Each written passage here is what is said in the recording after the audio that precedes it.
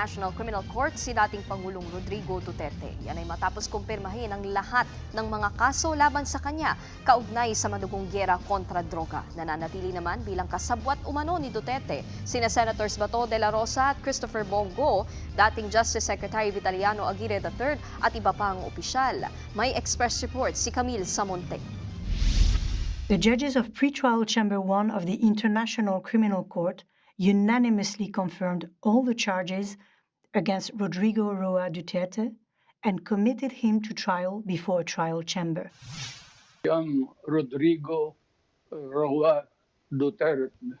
Tuloy ang paglilitis ng International Criminal Court kay dating Pangulong Rodrigo Duterte. Unanimous kasing kinumpirma ng Pretrial Chamber 1 lahat ng kaso laban kay Digong. Ibig sabihin, formal nang itinuturing bilang suspect o akusado sa krimen ang dating Pangulo. Sa 40 pages ng kanilang desisyon, nakitaan nila ng sapat na batayan na si Duterte ay responsable sa crimes against humanity, murder at attempted murder bilang indirect co-perpetrator at pag-udyok na gawin ang mga krimen. The judges based their decision on the evidence and arguments presented by the prosecutor and the defense during the confirmation of charges. Ang mga krimen daw ay bahagi ng malawakan at sistematikong pagpatay sa pagitan noong November 1, 2011 hanggang March 16, 2019 kung kailan kasapi pa ang Pilipinas sa ICC. Sakop nito ang panahong naging alkalde at vice mayor si Duterte sa Davao City at nang maupo siya bilang presidente ng Pilipinas nang ipag-utos niya ang madugong war on drugs.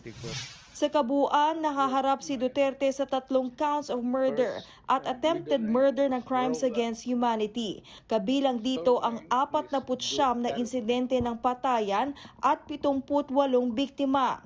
Ang trial chamber ang hahawak ng kaso ni Duterte at pangungunahan ng 3 hukom. Oras na gumulong na ang paglilitis, alinsunod sa probisyon ng Rome Statute, kailangan ipresent ang akusado. Pero pwede ring desisyonan ng korte ang ibang paraan ng pagdalo.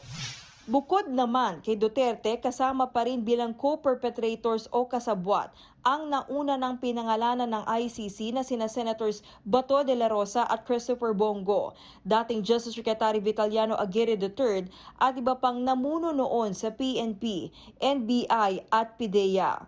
Ikinatuwa naman ng Office of Prosecutor ang pagkumpirma sa mga kaso ni Duterte. Patunay lang daw ito na malalim ang kanilang naging investigasyon at malakas ang kanilang mga ebidensya. Samantala, pinayagan na rin ang nasa 539 victims ng extrajudicial killings na lumahok sa paglilitis kay Duterte.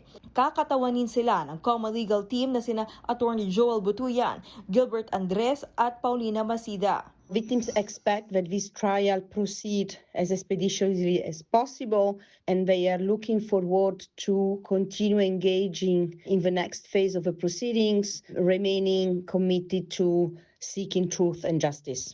Nagbabalita mula sa Frontline, Camille Samonte, News 5. Mga kapatid, Nikki de Guzman po. Para sa pasada ng mga rumaratsyadang balita, mag-follow at mag-subscribe na sa social media pages ng News 5.